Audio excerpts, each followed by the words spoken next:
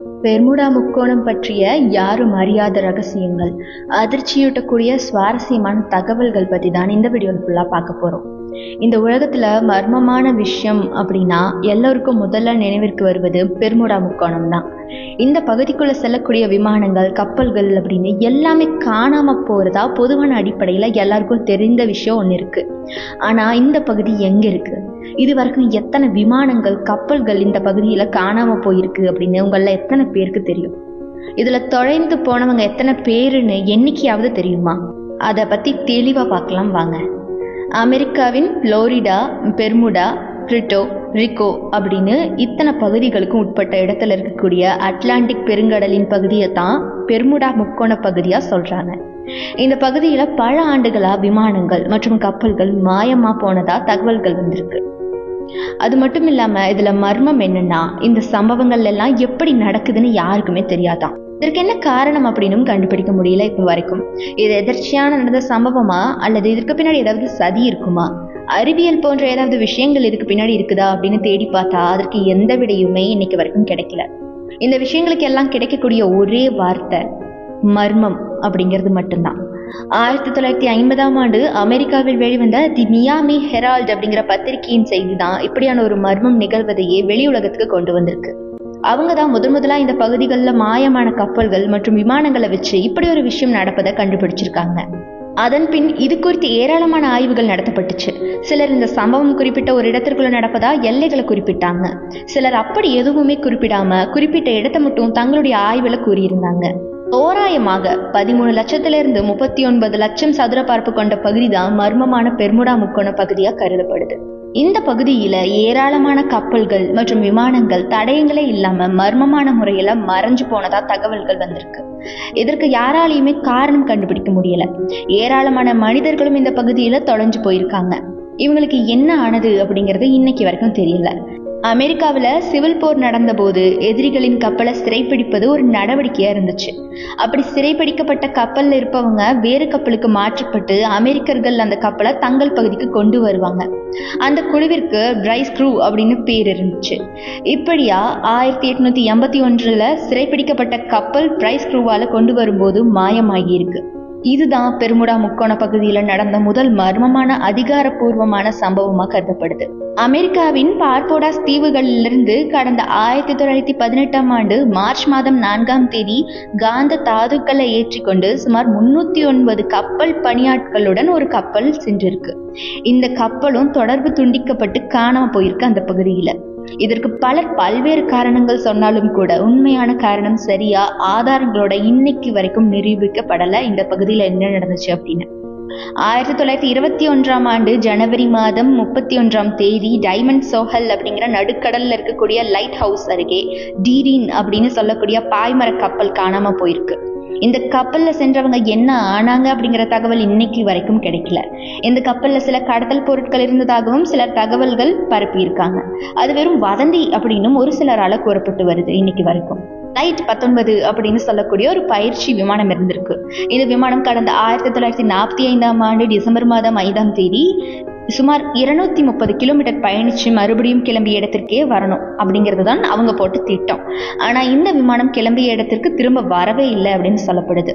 இந்த விமானம் குறித்து விசாரணை நடத்திய அதிகாரிகள் இந்த விமானம் போதுமான எரிபொருள் இல்லாம விபத்துல சிக்கி இருக்கலாம் அப்படின்னு முடிவுக்கு வந்திருக்காங்க.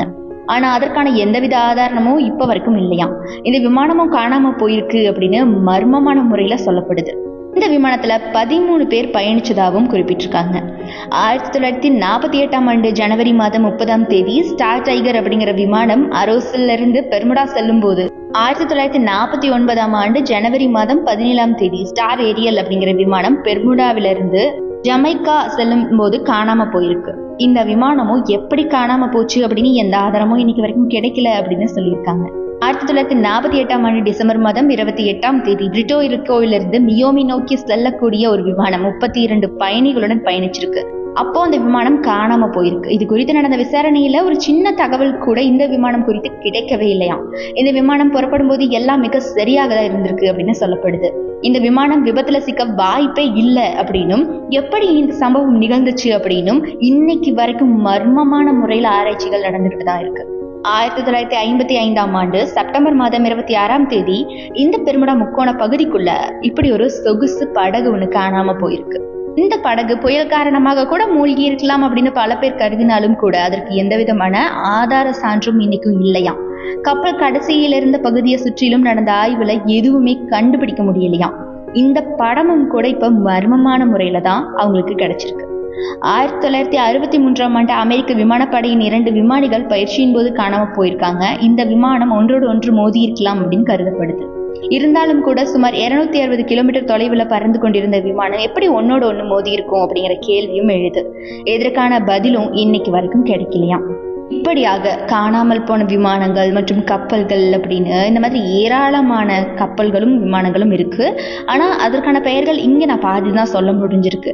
இன்னும் பல விமானங்களும் கப்பல்களும் பேர் கூட தெரியாம காணாம போயிருக்கான்.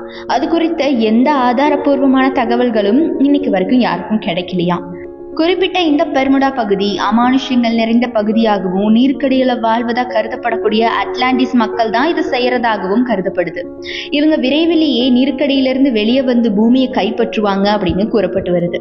ஆனா அப்படியான யாருமே நீர்க்கடியில வாழ்வதற்கான ஆதாரம் இப்ப வரைக்கும் யாருக்கும் கிடைக்கவும் இல்லை, அதுக்கான சான்றுகளும் இல்லை. இந்த பகுதி வழியாக பாதுகாப்பா செல்லக்கூடிய கப்பல்கள் கூட சில நேரங்கள்ல காம்பஸ் கோளாறுகளை சந்திச்சிருக்கான். காம்பஸ் அப்படிங்கிறது எந்தவித தொழில்நுட்பமும் இல்லாம சாதாரண காந்த சக்தியை வச்சு இயங்கக்கூடியது. அதுல பாதிப்பு ஏற்படுது அப்படிங்கறதெல்லாம் அந்த பகுதியில காந்த சக்திகள் அதிகமா இருக்கு அப்படிங்கிற மாதிரியான சில தெளிவுகளை நமக்கு கொடுக்குது. இந்த காந்த சக்தி காரணமாக தான் சில விமானம் சில கப்பல்கள்லாம் மாயமாகி இருக்கு அப்படின்னு சொல்லப்பட்டு வருது. அது மட்டும் இல்லாம குறிப்பிட்ட இந்த பெர்முடா முக்கோண பகுதியில அடிக்கடி ஏலியன் நடமாட்டங்களும் காணப்படுவதா சில பேர் சொல்லியிருக்காங்க. சிலர் பறக்கும் தட்டுக்களை மற்றும் மிதக்கும் வித்தியாசமான பொருட்களை பார்த்ததாகவும் கூறியிருக்காங்க. அவங்களுடைய வேலை தான் இந்த காணாம போன கப்பல் மற்றும் விமானங்கள் அப்படின்னு சொல்லப்பட்டு வருது. இதற்கும் எந்த விதமான ஆதார சான்றுகளும் இன்னைக்கு வரைக்கும் கிடைக்கலையாம். இந்த மாதிரியான சம்பவங்களுக்கு அமானுஷ்யமோ அல்லது மற்ற அறிவியல் காரணமோ உண்மையான காரணமா இருந்தாலும் கூட இந்த விமானம் மற்றும் கப்பல்களை ஓட்டி சென்றவர்களால தவறுகள் நடந்திருக்கலாம், அதனால கூட இந்த விபத்துக்கள் நடந்திருக்கலாம் அப்படின்னும் சிலரால கூறப்பட்டு வருது. மற்ற சாத்தியங்கள் எதுவுமே இல்லை அப்படின்னும் பல பேர் கூறிட்டு வராங்க. ஆனா அவங்க கிட்ட கூட விமானங்கள் கப்பல்கள் எங்கதான் மாயமா போயிருக்கு அப்படிங்கிற மாதிரியான தகவல்கள் இன்னைக்கும் கேள்விக்குறிதான். இந்த சம்பவங்கள் எல்லாம் நிகழ்ந்ததற்கு மோசமான வானிலை தான் காரணமா இருக்கும் அப்படின்னு சில பேர் கூற்று முன்வைக்கிறாங்க. ஆனா நடந்த பல்வேறு சம்பவங்களின் போது வானிலையில எந்த ஒரு அசாதாரண மாற்றமும் இல்லை அப்படின்னு ஆய்வுகள் சொல்லுது. இதனால இதுவும் எந்த அளவிற்கு உண்மை அப்படின்னு தெரிய வரல. மர்மங்கள் நிறைஞ்சுதான் இந்த பெர்முடா முக்கோணம் அப்படிங்கிற மாதிரி பல கேள்விகளை எழுப்பி இருக்கு. இப்படி பல அசாதாரண மர்மமான விஷயங்களை உள்ளடக்கியது தான் இந்த பெர்முடா முக்கோணம். அதுதான் நிதர்சனமும் கூட. இங்கு இவ்வளவு சம்பவங்கள் நடந்திருந்தாலும் 1999 பின்னர் இந்த பகுதியில இப்படியான மர்மமான சம்பவங்கள் எதுவுமே இன்னைக்கு வரைக்கும் ரிப்போர்ட் செய்யப்படல. ஆனா நடந்த சம்பவங்கள் எல்லாமே மர்மமா இருப்பதால இந்த பெர்முடா முக்கோண பகுதி உலகிலேயே மிக மர்மங்கள் நிறைந்த பகுதியாகவே உலக மக்களால இன்னைக்கும் பார்க்கப்பட்டு வருது. அந்த கப்பல்கள் விமானங்கள் அப்படி எங்கதான் மாயமா போயிருக்கும்?